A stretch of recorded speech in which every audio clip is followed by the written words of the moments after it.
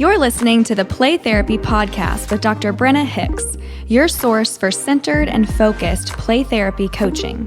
Hi, I'm Dr. Brenna Hicks, the Kid Counselor, and this is the Play Therapy Podcast, where you get a masterclass in child-centered play therapy and practical support and application for your work with children and their families. In today's episode, I am answering a question from Jeremy from the UK. And his question is about supervision. So I think this is an interesting topic because we typically don't talk, at least historically in the podcast, we don't talk a lot about the supervision process and the supervisory relationship.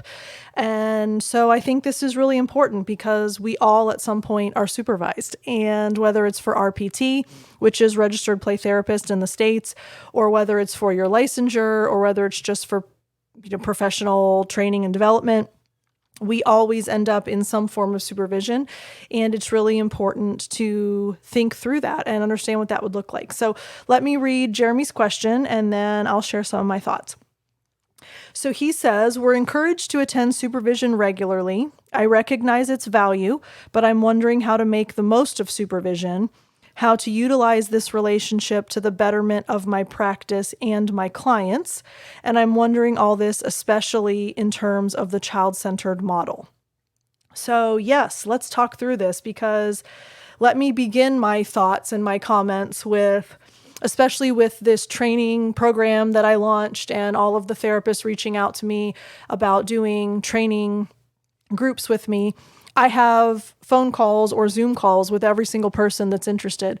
And it has been so interesting to hear the common threads that everyone says to me when we speak. And I would say probably 90% of all of the therapists that with whom I've had conversations have said, I did not have a good supervisory experience. I did not have a good supervisor. My supervisor was not child-centered. I really wish I could go back and have changed my entire supervision relationship.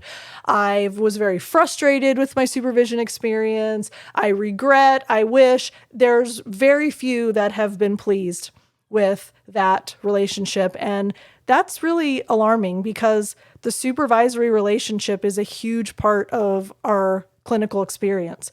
And we become better therapists from good supervision. And so if 90% of the therapists with whom I'm speaking are voicing concerns and frustrations about supervision, I think this is something that's really important to address. So I think my very first foundational thought is it is necessary, not ideal, not in the best case scenario, not I think this would be good. It is necessary to have a child-centered supervisor if you are a child-centered therapist. And more often than not, I hear people tell me that they did not have a child-centered supervisor. So right off the bat, my immediate response to Jeremy's question is, if you don't have a child-centered supervisor, you need to find one. And I know there are barriers to that. I know that's difficult. I know there's hindrances to cost and distance and who is a supervisor and who is child-centered. And I know it is not always easy, but it is worth it. And here's why. When you ask a question in supervision, when you are discussing something that's going on in supervision, when you raise a concern or a case or a scenario in supervision, your supervisor has to answer in a way that supports your theoretical orientation. Their answers have to support the model of therapy that you are consistently using. Their theoretical orientation and their understanding of the way the child is healing and growing and changing and what this looks like for the child therapeutically, it has to align with your model in order for you to get an answer that is appropriate for your work.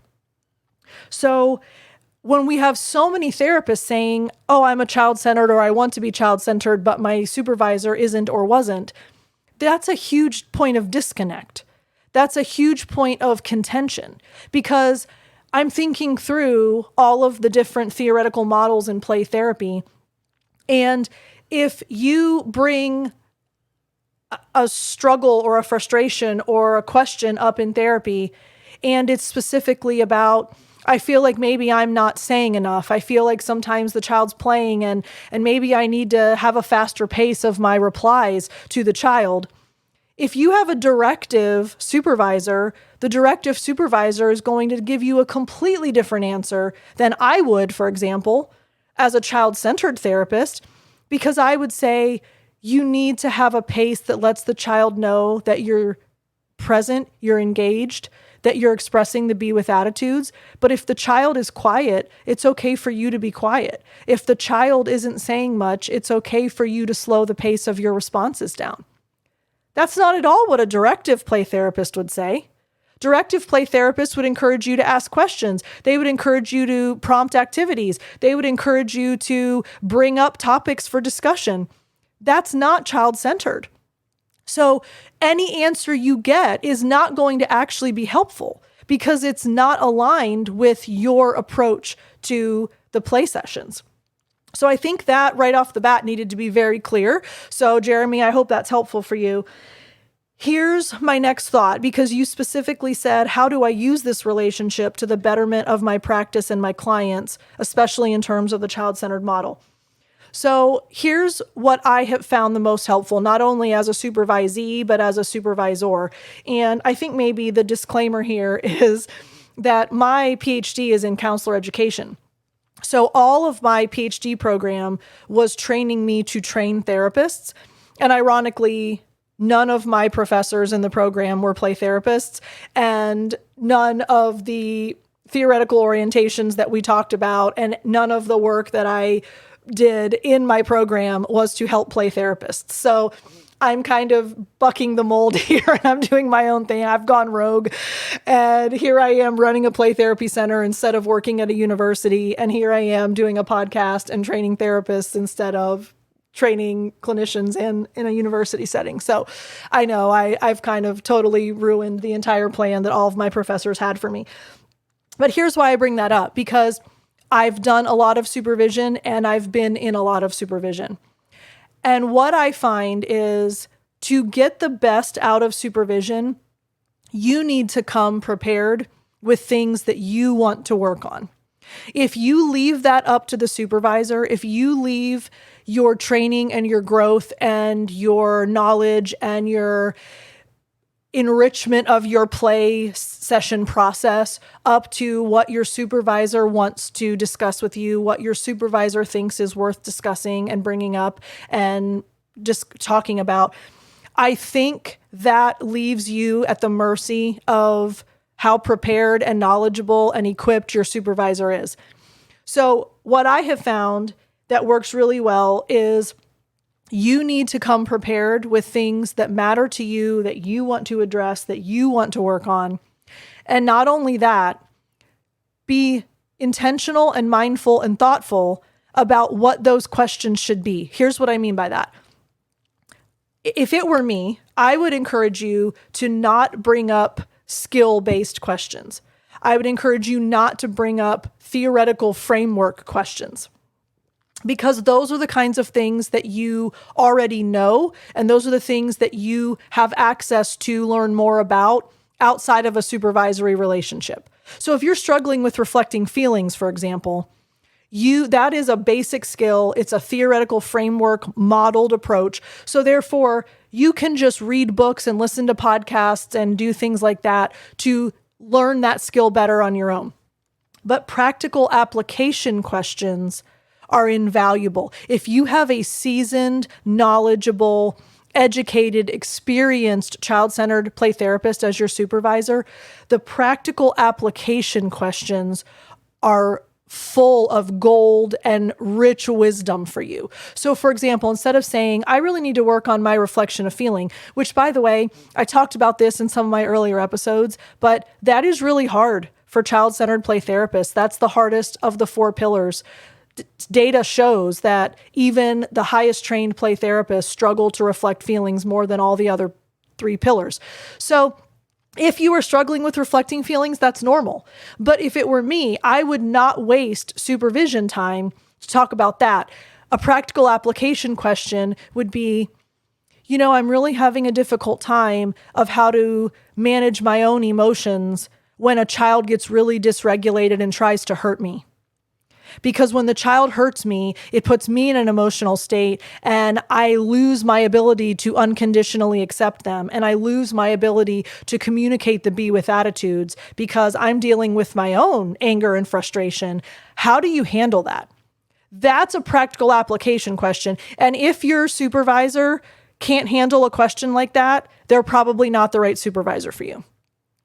So your practical application questions are going to be extremely valuable. It's also helpful to do case consultation questions. So you have this really challenging case. We do this every single week in our staff meetings. We sit down and I say, okay, what's going on with your kids? And the cases that are the most difficult, that are the most challenging, that my therapists have questions about talking to the parents, or they have questions about what's going on in session. We talk about those cases. So case consultations are very valuable because it gives you perspective. It gives you objectivity. But in the playroom, sometimes it's hard to have those things. So I would encourage you to definitely use case consultations. And here's my final thought about how you can make the most of the relationship for the betterment of your practice and your clients. It's really helpful to be aware of your own weaknesses, your own areas of growth, and your own struggles. So sometimes before supervision is the most effective it can be, we have to put in the time and the energy and the work to say, what am I the worst at? Like, I might be a rock star at the be with attitudes, and I might be a rock star about giving choices, and I might be a rock star about even maybe all 4 of the pillars.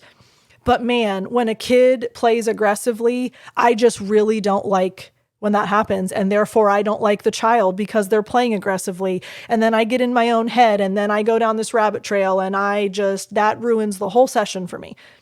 You might need to think through, what are your areas of growth? Where are the struggles that you find yourself consistently in? And you bring those up in supervision. Because yes, of course, we want to continue to hone skills that we feel we're handling pretty effectively. But more importantly in supervision is having the support to make the greatest leaps in the areas in which we find ourselves lacking the most. So if we can identify what our weaknesses are, that is very powerful for a supervisor to come alongside us and help us work on those weaknesses. Because we're only not good at something until we work on it and practice it and we get better. But sometimes it's hard for us to have insight and awareness if we're not having someone walk alongside us and giving us some thoughts and perspectives and suggestions. So bringing your weaknesses that you're aware of into the supervisory relationship. A lot of therapists are very hesitant to seem incompetent or incapable or unsure of themselves or that they're struggling with something. And I think that's one of the things that I work really hard to do at my center with my therapists is help them understand that owning what you're not good at and owning what you don't know and taking responsibility for not being a 30-year seasoned veteran therapist, it's okay. No one expects you to know everything at any point really, but especially early in your career. I don't know everything. There are still things that I'm learning. And that's the point of being a therapist, right? Is to constantly be working on being a better therapist, a better clinician, and understanding this model better. That's why I do this podcast. That's why you listen to this podcast, because we're trying to be the best therapist that we can be from a child-centered perspective.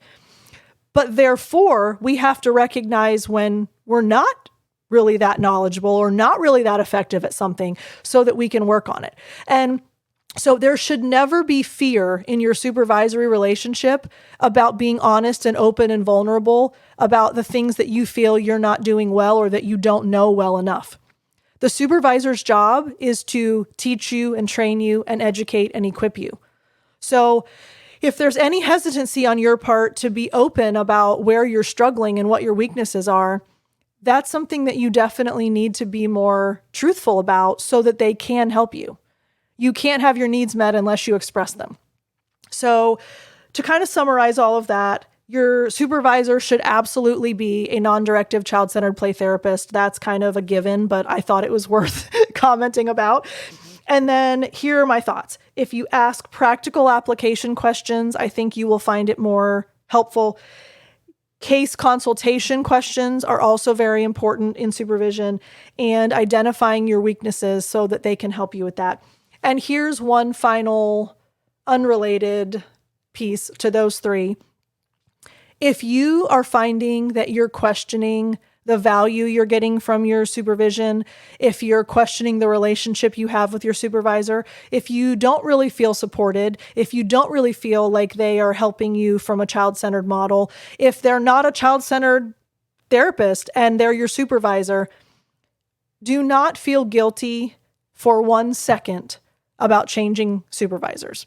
I've had so many therapists tell me, well, I just feel like I need to stick it out with them, and I don't want them to feel like I abandoned them, or I don't want it to end in a bad way, and I don't want them to be... And there's all this concern for the supervisor's feelings, which that's who we are, right? Therapists try to think about other people, and we try to understand where other people might be coming from and what emotions they might have as a result of our actions. That's how we're wired. And that just makes us good therapists, hopefully. So I understand that thought process, but supervision is far too important to stick out with someone that's not the right fit for you. We would do this with any other field. If you hire a plumber and the plumber comes and they're drunk and they're a mess and they're late and they are disorganized and chaotic, you would call another plumber. If you go to a doctor and the doctor seems like they have absolutely no idea what they're talking about and they're not giving you any helpful advice for whatever issue that you're dealing with medically, you would go to a different doctor. It's the exact same scenario. You are not stuck or trapped or committed to be in a supervisory relationship that isn't serving you. The goal of supervision is to make you a better therapist. So if you have to say, I've really appreciated all the time we've spent. Thank you so much for being my supervisor for however many months, weeks, years you have been. I just really feel like I'm going to explore some other supervisors so that I can get a different perspective, so that I can have a child-centered supervisor. That's really important to me, so that I can get some new ideas and so that I can grow and be better. Whatever you need to tell them, truthfully, don't make something up, but, let them know that you have goals and you want to make sure that your supervisor can help you meet those goals. And that shouldn't be a threat or any kind of frustration point for your supervisor, because supervisors know that not every relationship is always the best fit, and it's okay. So Jeremy, thank you so much for your question. I hope that helps you kind of address the supervision relationship. And I think for all of us, we just have to kind of keep things in mind, and we have to advocate for ourselves, right? I mean, so much of what we talk about is advocating for our kids and advocating for play therapy. But as therapists, we have to advocate for ourselves too. And supervision is important, and it needs to be the right fit, and it needs to be giving us what it is supposed to give us. So thank you so much, Jeremy, for writing in and for asking that question. If you have something you'd like me to answer on air, please email me at brenna@thekidcounselor.com. And if you are interested in doing training with me, I have some private coaching groups for the child-centered model and private practice and all kinds of great things. So you can go to playtherapynow.com to find out more information about that. And every quarter we start new groups. So that is an evergreen training program that we've developed. Really excited about that. As always, I'm so grateful for your time each week. Thank you for those of you that reach out and let me know that this is meaningful to you. And some of you have even said you look forward to my podcasts every week, and I look forward to doing them every week. So I'm so grateful for each of you. We'll talk again soon. Bye. Thank you for listening to the Play Therapy Podcast with Dr. Brenna Hicks. For more episodes and resources, please go to www.playtherapypodcast.com.